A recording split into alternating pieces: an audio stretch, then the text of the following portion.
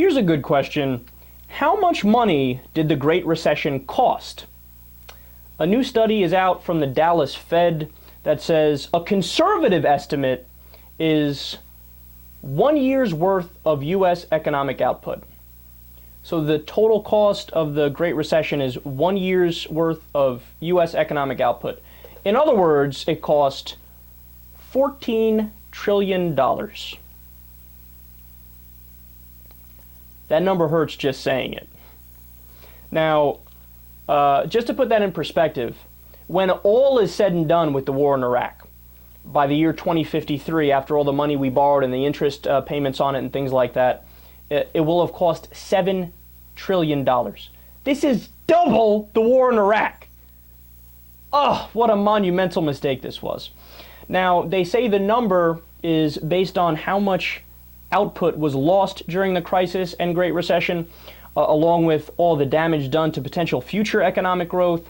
And there's a great line from the article on this. They say, quote, "This is a factoid worth keeping in mind the next time bank lobbyists and flacks warn, as they habitually do, that new rules and regulations could slow the U.S. economy. Will rules to safeguard the economy vaporize $14 trillion in GDP? No. Then they're probably worth doing." Couldn't agree more.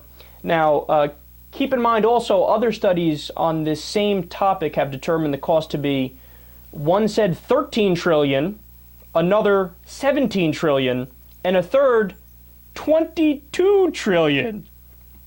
I don't really care which number is correct because all of them are so incredibly devastating.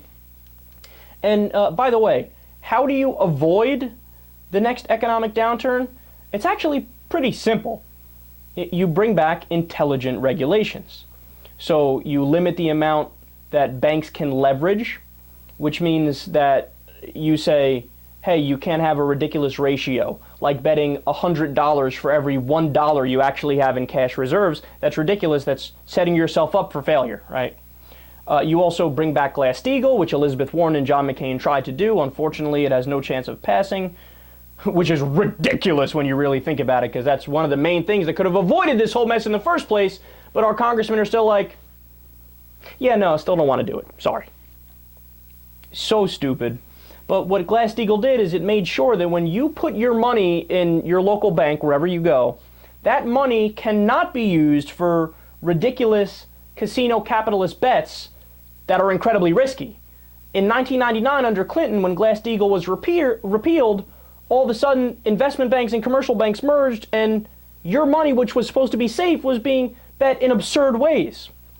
Of course, they should also ban predatory lending practices like adjustable rate mortgages, which helped lead to the recession in the first place.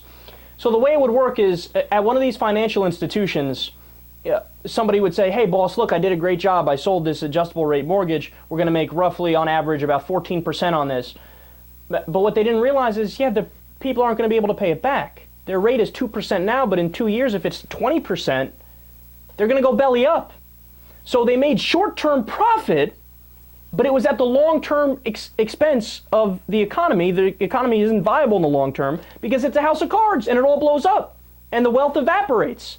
So those people who push those would get promoted because, hey, look, boss, I did good on paper, but it doesn't matter because it all blew up anyway and it wasn't real wealth.